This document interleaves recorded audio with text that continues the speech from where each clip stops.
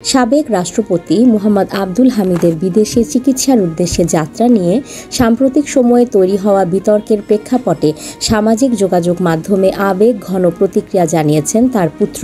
তিনি এক ফেসবুক পোস্টে বিষয়টি নিয়ে গভীর দুঃখ ও ক্ষোভ প্রকাশ করেছেন।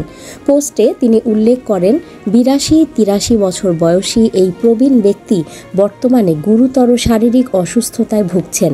তিনি ঠিকমতো দাঁড়াতে বা বসে থাকতে পারছেন না। ক্রমাগত ওজন হ্রাস পেয়ে ৫৪ কেজিতে নেমে আসায় স্বাভাবিক পোশাক পরিধান করাও তার পক্ষে সম্ভব হচ্ছে না। বাধ্য হয়েই তাকে লুঙ্গি পরে থাকতে হচ্ছে। চিকিৎসকদের বোর্ড সিদ্ধান্ত নিয়েছে যে উন্নত চিকিৎসার জন্য বিদেশে যাওয়া তার জন্য অত্যন্ত জরুরি।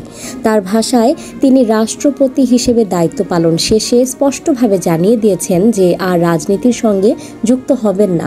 সেই অনুযায়ী তিনি কোনো রাজনৈতিক কর্মকাণ্ডেও অংশ নেননি। তবুও একজন সাধারণ নাগরিক হিসেবে বিদেশে চিকিৎসা নিতে যাওয়ার ঘটনাটিকে বিকৃতভাবে উপস্থাপন করা হচ্ছে, যা দুঃখজনক ও কল্পনাতীত। পোস্টের শেষে তিনি লেখেন, আমি যদি মিথ্যা বলে থাকি তবে আল্লাহর লানত আমার উপর পড়ুক। আর যারা মিথ্যা প্রচার করছে তারা যদি তাদের কৃতকর্মের জন্য আল্লাহ রাব্বুল আলামিনের কাছে তওবা না করে তবে তাদের সবার উপর আল্লাহর লানত পড়ুক। আমিন ইয়া রাব্বুল আলামিন।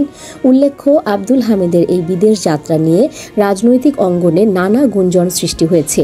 আওয়ামী লীগ নেতৃত্বাধীন মহল থেকেও এ বিষয়ে কঠোর বার্তা এসেছে বলেই জানা গেছে, যা পরিস্থিতিকে আরও স্পর্শকাতর করে তুলেছে। অনেকেই সাবেক এই রাষ্ট্রপতির দ্রুত আরোগ্য কামনা করে সামাজিক মাধ্যমে দোয়া চেয়ে পোস্ট দিচ্ছেন। নিউজ ডেস্ক, সংযুক্ত।